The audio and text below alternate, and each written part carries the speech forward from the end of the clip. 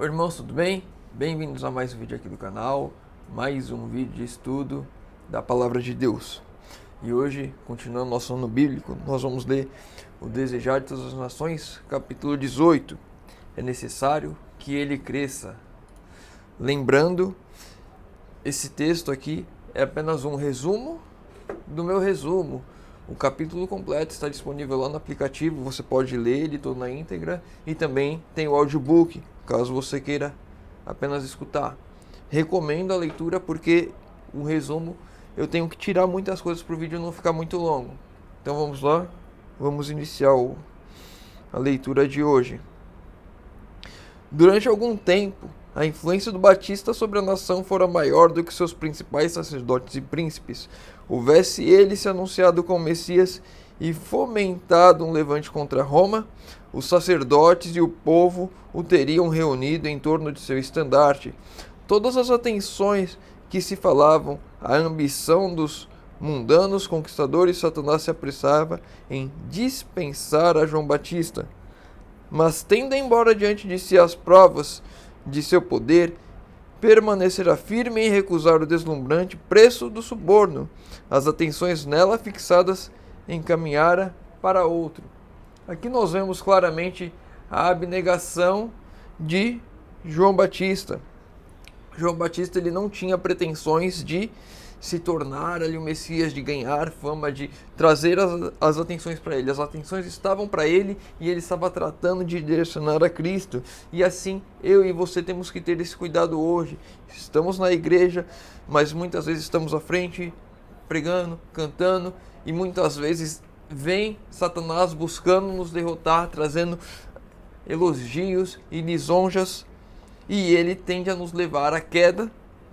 Com isso, devemos focar sempre. A minha pregação não é para me engrandecer, mas para levar as pessoas a Cristo. O meu louvor não é para me engrandecer, mas para levar as pessoas a Cristo.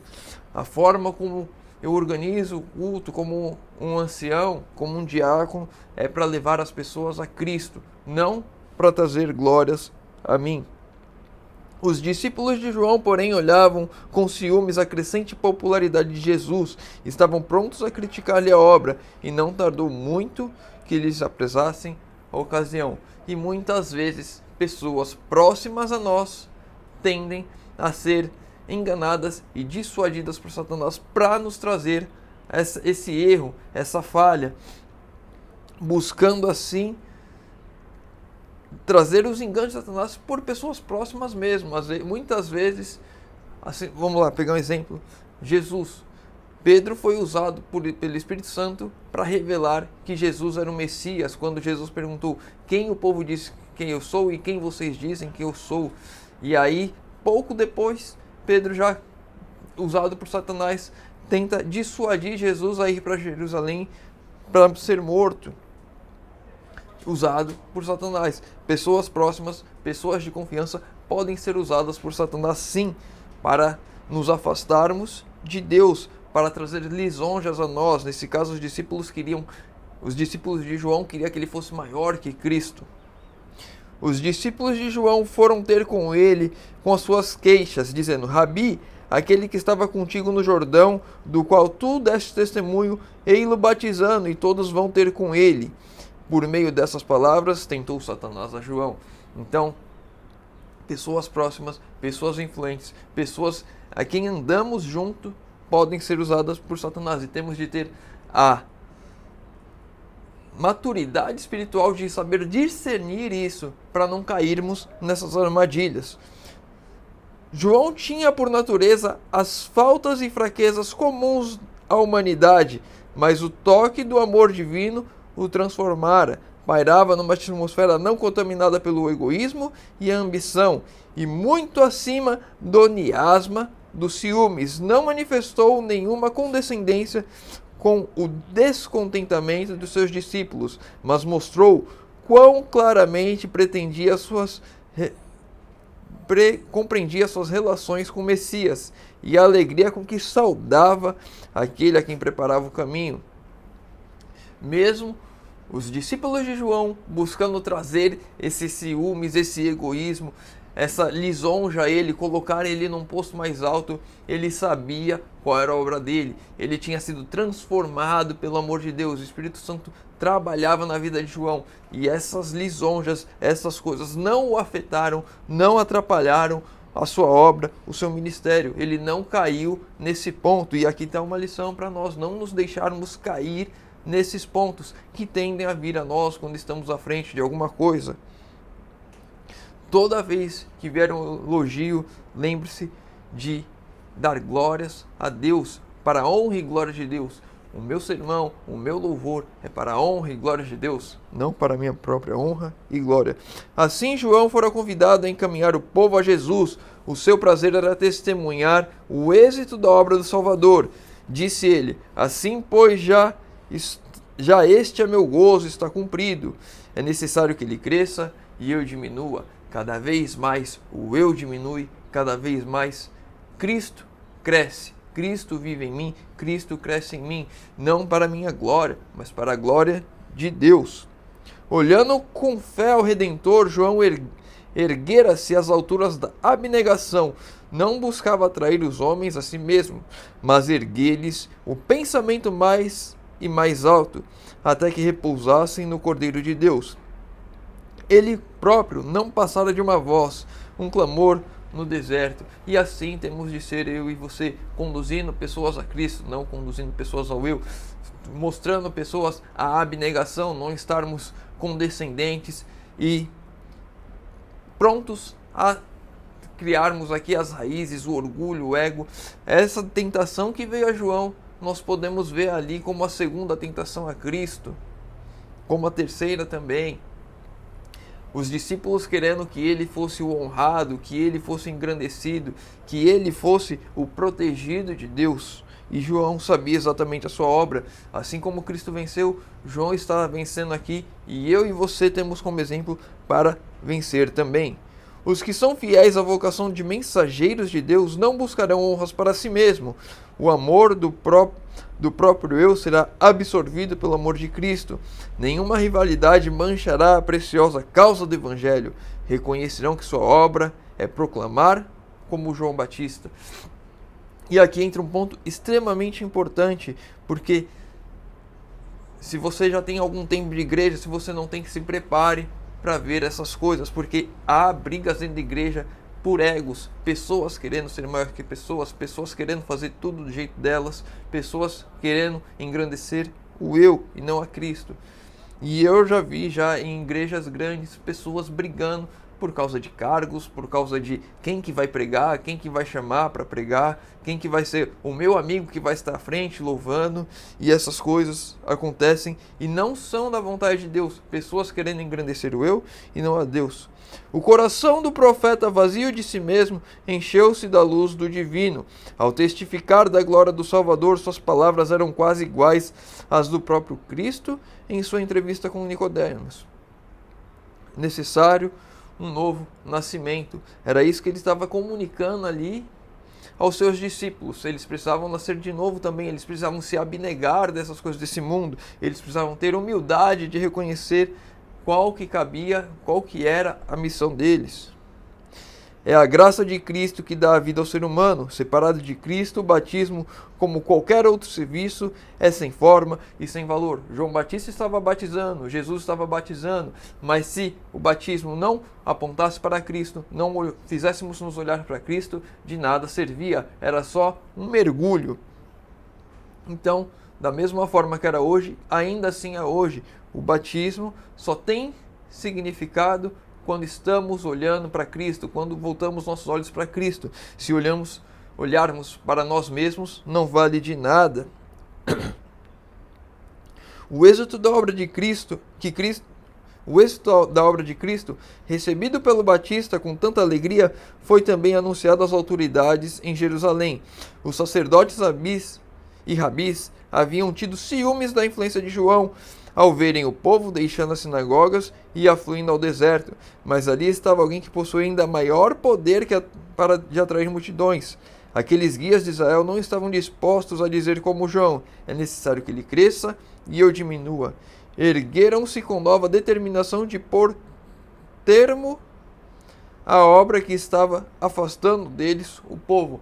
Pessoas querendo atrair pessoas para si. Os líderes religiosos queriam atrair as pessoas para si. E como nós vimos há alguns dias, queriam levá-los ao templo para extorquir, para vender as suas indulgências. A mesma coisa que nós falamos e criticamos tanto na Igreja Católica da Idade Média, aqueles rabis faziam, é apenas um erro sendo repetido, Satanás colocando os seus mesmos enganos dentro da igreja. E nós vemos hoje igrejas que se dizem evangélicas fazendo a mesma coisa, vendendo indulgências, vendendo pedaço da cruz, pano santo, vassoura santa, pedaço no céu e por aí vai, vendendo a fé das pessoas, enganando pessoas. E esses líderes religiosos, eles não estão preocupados em olhar para Cristo, levar pessoas a Cristo, em tirar a glória deles e mostrar e apontar a Cristo. Estão preocupados e querendo olhar tudo para si mesmo. Desejando evitar toda ocasião de mal-entendido ou dissensão, interrompeu calmamente seus labores e retirou-se para a Galiléia. Nós, igualmente, conquanto leais à verdade, devemos procurar evitar tudo quanto possa levar à discórdia ou má compreensão, pois sempre que estas surgem, trazem resultados de perdas de alma. Quando quer que apareçam circunstâncias que ameacem a divisão, cumpre-nos seguir o exemplo de Jesus e de João Batista. Quando alguma discórdia tende a acontecer, que causa má compreensão, que vai distanciar as pessoas do Evangelho, então cabe a nós fazermos como Jesus e João Batista. Tendo o mau entendimento em vista, Jesus interrompeu os trabalhos dele ali e foi para outra região, continuar o trabalho, para que não houvesse brigas, rugas e o afastamento de pessoas da mensagem, porque uns queriam defender João Batista, outros queriam defender a Jesus, mas na verdade todos deveriam apontar para Jesus, que é o Messias. E hoje, quando uma igreja fala uma coisa, outra igreja fala outra, um grupo fala outra, causam distensões porque esquecem de olhar para Cristo. Se o meu ministério não está bom aqui e ele está apontando para Cristo, eu saio e falo em outro lugar, continuando apontando para Cristo. João fora chamado para dirigir uma obra de reforma. Em razão disso, seus discípulos corriam o risco de fixar nele a atenção, julgando que o êxito da obra dependia de seus labores, e perdendo de vista o fato de ser ele mero instrumento por meio do qual Deus havia operado. A obra de João não era todavia suficiente para lançar as bases da igreja cristã. Havendo cumprido sua missão, fazia-se necessário outra obra para que seu testemunho não poderia realizar. Seus discípulos não percebiam isso. Ao verem Cristo chegar para tomar posse da obra, enciumaram-se e ficaram descontentes. E aí o texto segue, né? Os mesmos perigos existem ainda, ou seja, os mesmos perigos que aconteceu com João pode acontecer hoje. Uma pessoa foi responsável pela organização de uma igreja, vamos dizer assim, ela foi a fundadora da igreja, a igreja começou na casa dela, e muitas pessoas acreditam que essa pessoa tem que ir até o final, mas muitas vezes agora ela precisa passar o bastão para que outra pessoa siga a obra. Assim como João estava passando o bastão para Jesus, para fazer a obra dele, uma obra que ele não poderia fazer, uma obra que ele era incapaz de fazer. Muitas vezes nós devemos passar o bastão, mas pessoas às vezes se agarram ao bastão, pessoas ao redor querem que aquela pessoa continue com o bastão à frente, querem que continue à frente, quando na verdade nós devemos compreender qual é a vontade de Deus e não ficar forçando a nossa vontade. Deus chama um homem para fazer certa obra, e ao havê-lo ele conduzido até ao ponto para o qual se acha habilitado, o Senhor introduz outros para levá-la mais adiante. Como os discípulos de João, porém, muitos sentem que o sucesso da obra depende do primeiro obreiro. Fixa-se a atenção sobre o humano em lugar de concentrar no divino. Introduz-se os ciúmes e a obra de Deus é manchada. Aquele que é assim indevidamente honrado sofre a tentação de nutrir a confiança no próprio eu.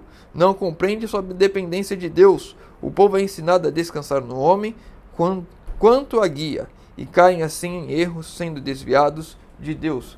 Quando nós confiamos no homem, estamos caindo no erro de tirar aquilo que é devido a Deus. A minha confiança deve estar totalmente em Deus. Deus vai conduzir a obra. Nós vemos coisas erradas acontecendo, sim. Nós temos que combater, sim. Coisas erradas, sim.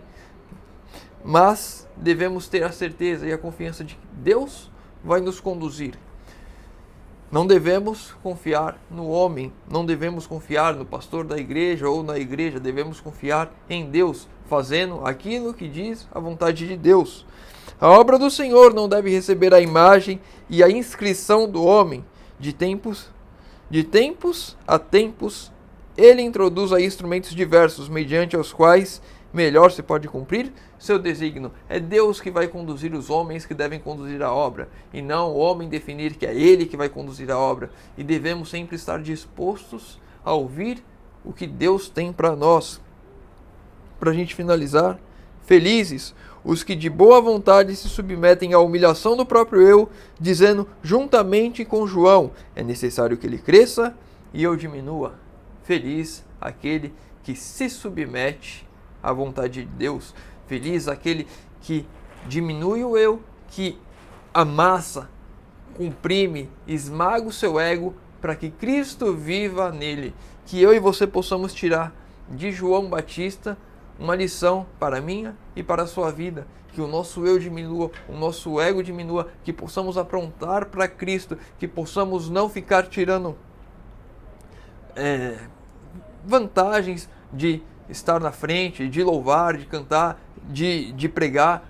Essas coisas devem todas apontar para Cristo e não para o eu. E temos a certeza, através da leitura de hoje, que Satanás vai se usar de pessoas através ao nosso redor para nos levar à queda nesses pontos. Que possamos todos firmarmos na rocha em Cristo e fazermos de toda a nossa voz, de todos os nossos atos, uma flecha, uma seta para Cristo.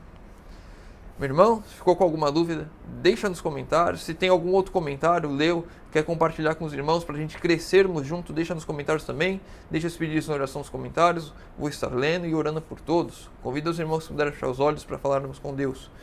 Senhor Deus, Pai amado, obrigado, Senhor, porque mais uma vez temos a oportunidade de abrir a Tua Palavra e de estudar. Pai querido, o Senhor nos ajude a diminuirmos cada vez mais para que Cristo possa viver e habitar em nós. Que as nossas vidas sejam uma seta apontando para Cristo. Que os nossos atos sempre indiquem a Cristo, Senhor amado. Te pedimos isso em nome de Jesus. Amém. Meu irmão, fica com Deus e que Deus te abençoe.